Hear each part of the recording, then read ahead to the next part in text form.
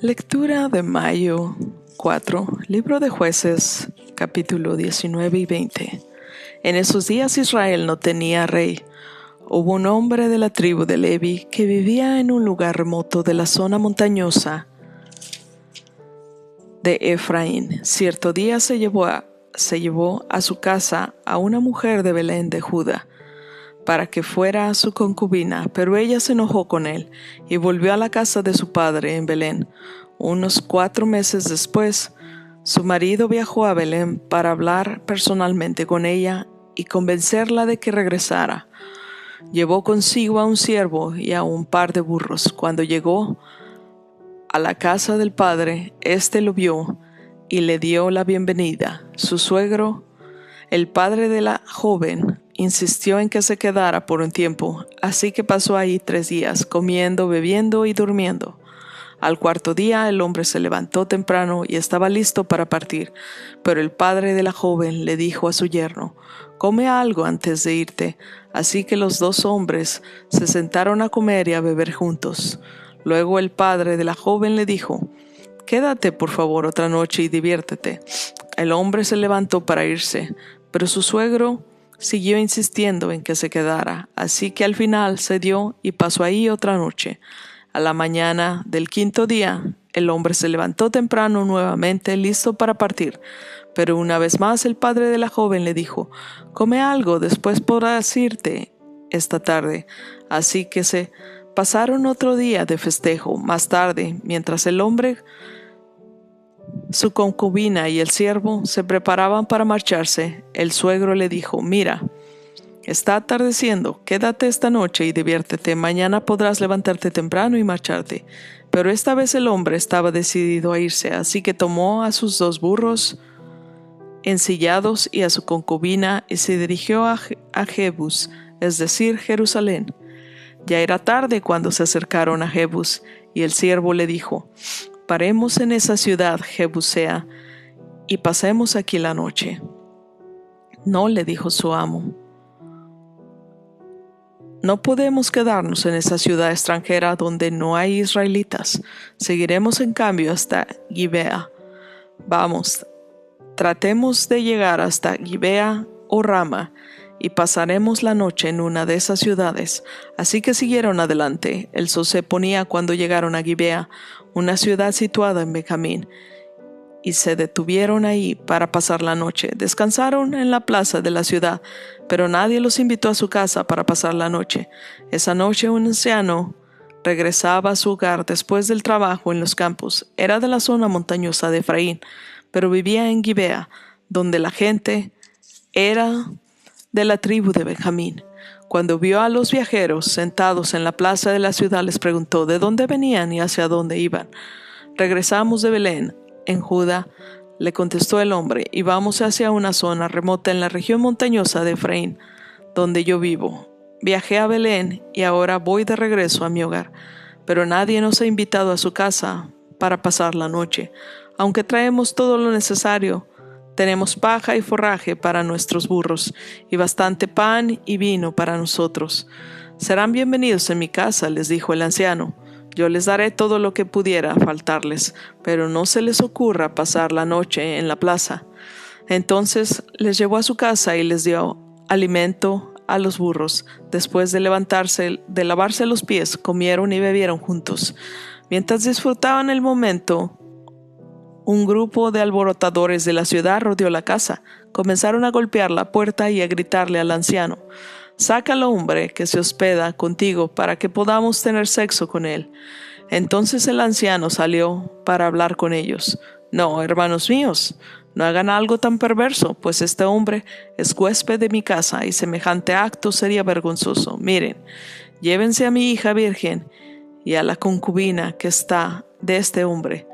Yo se las sacaré y ustedes podrían abusar de ellas y hacerles lo que quieran, pero no cometan semejante vergüenza contra este hombre».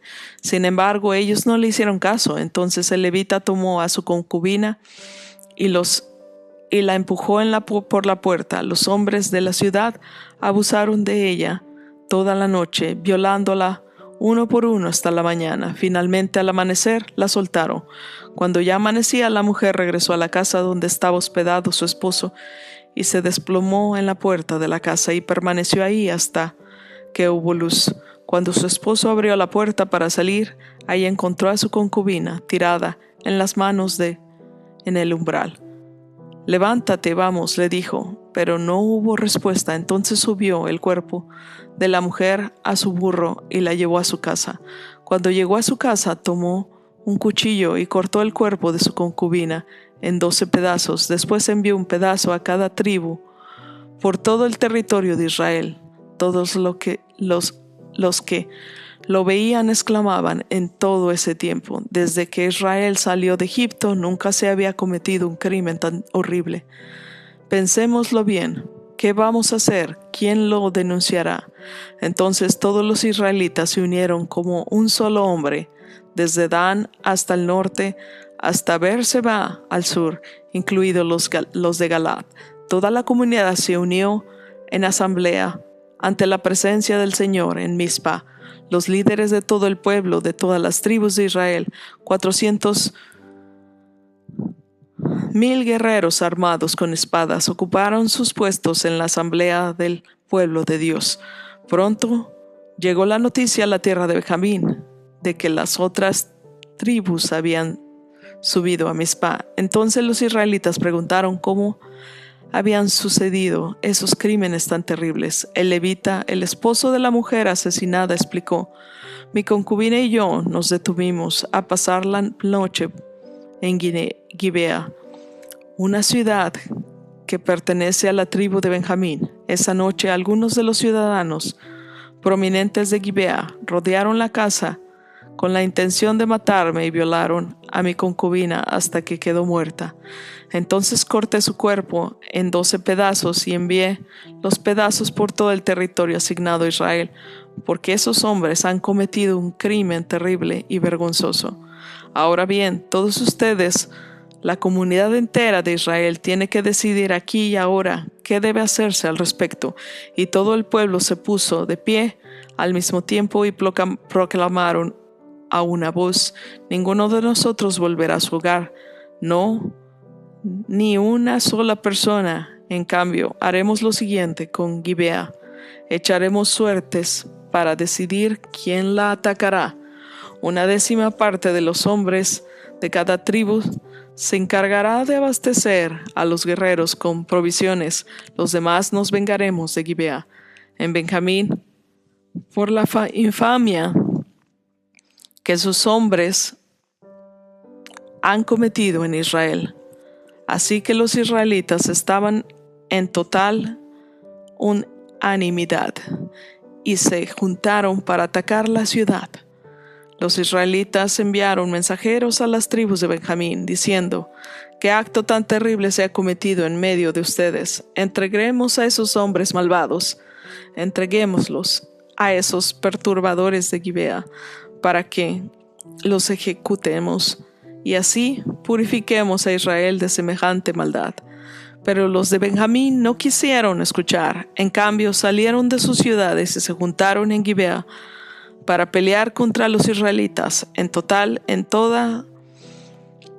de toda la tribu de Benjamín llegaron a Gibea 26,000 guerreros armados con espadas, los cuales se sumaron a sus 700 guerreros selectos que vivían ahí. Entre las tropas selectas de Benjamín había 700 hombres zurdos, capaces de tirar una piedra con la honda y acertar a un cabello sin errar el blanco. Israel, a su vez, tenía 400,000 soldados con experiencia en la guerra, armados con espadas, sin contar a los guerreros de Benjamín. Antes de la batalla, los israelitas fueron a Betel y le preguntaron a Dios: «¿Cuál de las tribus debe ser la primera en atacar a la gente de Benjamín?». El Señor contestó: «Judá debe ir primero». Entonces los israelitas salieron temprano a la mañana siguiente y acamparon cerca de Gibea. Después avanzaron hacia Gibea para atacar a los hombres de Benjamín. Pero los guerreros de Benjamín se estaban defendiendo la ciudad. Salieron y mataron ese día a 22,000 israelitas en el campo de batalla. Sin embargo, los israelitas se animaron unos a otros y otra vez tomaron sus posesiones en el mismo lugar donde habían luchado el día anterior, pues habían subido a Betel y habían llorado en presencia del Señor hasta la noche. Le habían preguntado al Señor: ¿debemos salir nuevamente a pelear contra nuestros parientes de Benjamín? El Señor había dicho: salgan a pelear contra ellos. Así que al día siguiente volvieron a pelear contra los hombres de Benjamín, pero los hombres de Benjamín mataron a otros 18,000 israelitas, todos ellos expertos en el uso de la espada. Entonces todos los israelitas subieron a Betel y lloraron en presencia del Señor y ayunaron toda la noche. También se llevaron al Señor, le llevaron ofrendas quemadas y ofrendas de paz. Los israelitas fueron a buscar dirección del Señor. Esos días el arca del pacto de Dios estaba en Betel, y el sacerdote era Fines, hijo de Eleazar y nieto de Aarón. Los israelitas le preguntaron al Señor: ¿debemos volver a pelear contra nuestros parientes de Benjamín o debemos detenernos? El Señor dijo: vayan, mañana se los entregaré. Entonces los israelitas armaron una emboscada alrededor de Gibea. Salieron al tercer día y tomaron sus posesiones en los mismos lugares que antes. Cuando los hombres de Benjamín salieron a atacar, fueron alejados de la ciudad y, tal como había hecho antes, comenzaron a matar a los israelitas. Unos 30 israelitas murieron en campo abierto y por los dos caminos, uno que lleva a Betel y otro que lleva de vuelta a Gibea. Entonces los guerreros de Benjamín gritaron: los estamos derrotando igual que antes. Pero los israelitas habían planeado huir de antemano para que los hombres de Benjamín salieran a perseguirlos por los caminos y quedaran alejados de la ciudad.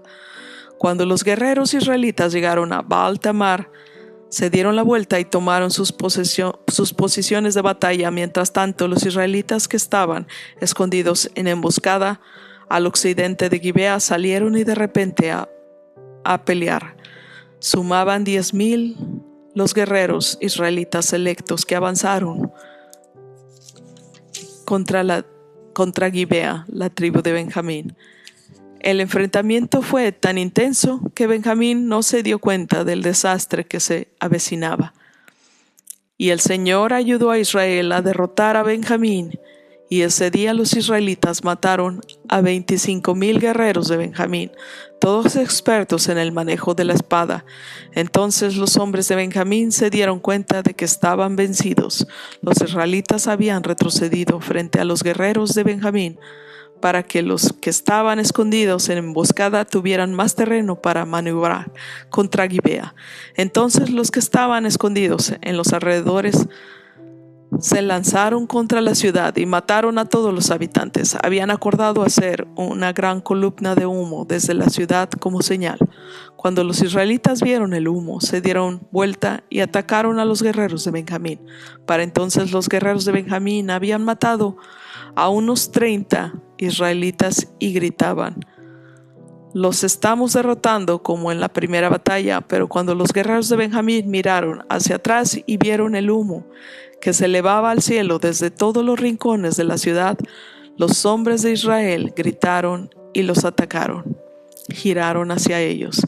En ese instante los hombres de Benjamín se aterrorizaron porque se dieron cuenta de que se les venía el desastre encima. Así que dijeron media vuelta y huyeron frente a los israelitas hacia el desierto, pero no pudieron escapar de la batalla, y la gente que salió de las ciudades cercanas también pereció. Los israelitas cercaron a los hombres de Benjamín y los persiguieron sin tregua, hasta que por fin los alcanzaron al oriente de Gibea. Ese día murieron en batalla 18,000 de los guerreros más fuertes de Benjamín. Los sobrevivientes huyeron al desierto, hacia la roca de Rimón, pero Israel mató a 5,000 de ellos a lo largo del camino. Los israelitas continuaron persiguiéndolos hasta mataron a otros 2000 cerca de Gidom. Ese día la tribu de Benjamín perdió 25,000 guerreros fuertes armados con espada, y quedaron solo 600 hombres, quienes escaparon a la roca de Rimón, donde vivieron durante 4 meses.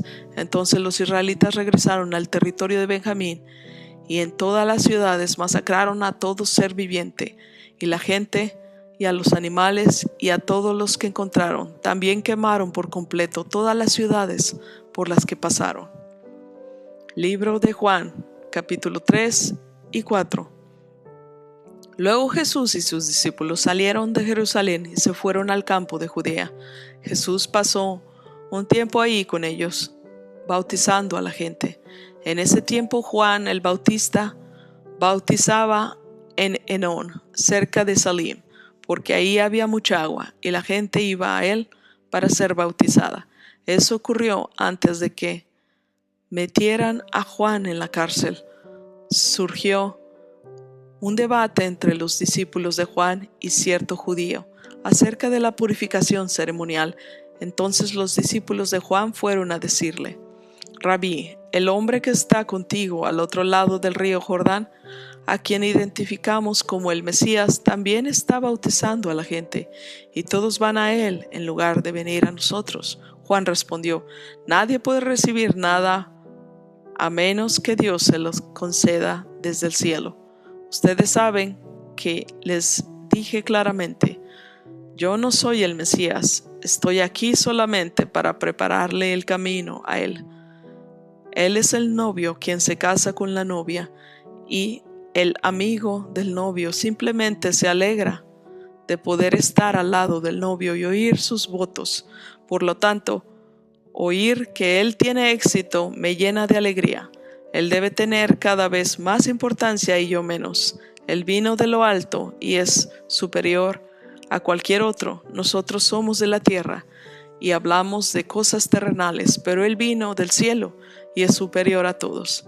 Él da testimonio de lo que ha visto y oído, pero qué pocos creen en lo que les dice. Qué pocos aceptan su testimonio. Puede confirmar que Dios es veraz, pues Él es enviado por Dios y habla las palabras de Dios, porque Dios le da el Espíritu sin límites. El Padre ama a su Hijo y ha puesto todo en sus manos. Los que creen en el Hijo de Dios tienen vida eterna. Los que no obedecen al Hijo nunca tendrán vida eterna, sino que permanecerán bajo la ira del juicio de Dios. Jesús sabía que los fariseos se habían enterado de que Él hacía y bautizaba más discípulos que Juan, aunque no era Jesús mismo quien los bautizaba, sino sus discípulos. Así que fue a Judea y volvió a Galilea. Salmo 104, versículos del 24 al 35. Oh Señor, cuánta variedad de cosas has creado. Las hiciste todas con tu sabiduría. La tierra está repleta de tus criaturas. Ahí está el océano ancho e inmenso, rebosando de toda clase de vida, especies tanto grandes como pequeñas. Miren los barcos que pasan navegando y al Leviatán, al cual hiciste para que juegue en el mar. Todos dependen de ti para recibir el alimento según su necesidad. Cuando tú los provees, ellos los recogen. Abres tu mano para alimentarlos y quedan sumamente satisfechos. Pero si te alejaste de ellos, se llenan de pánico. Cuando les quitas el aliento, mueren y vuelven otra vez al polvo. Cuando les das tu aliento, se genera vida y renuevas la faz de la tierra. Que la gloria del Señor continúe para siempre. El Señor se deleita en todo lo que ha creado. La tierra tiembla ante su mirada. Las montañas humean cuando Él las toca. Cantaré al Señor mientras viva, alabaré a mi Dios hasta mi último suspiro. Que todos mis pensamientos te agraden, porque me alegro en el Señor. Que todos los pecadores desaparezcan de la faz de la tierra. Que dejen de existir para siempre los perversos, que todo lo que soy alabe al Señor, alabado sea el Señor. Amén. Libro de Proverbios, capítulo 14, versículos del 22 al 24. Si te propones hacer el mal, te perderás. Si te propones hacer el bien, recibirás amor inagotable y fidelidad. El trabajo trae ganancias, pero el solo hablar lleva a la pobreza. La riqueza es una corona para los labios. El esfuerzo de los necios solo produce necedad. Gracias por escuchar la lectura de hoy con nosotros. Compártenos con todos los tuyos para llegar más lejos. Ten un lindo día. Que Dios te bendiga.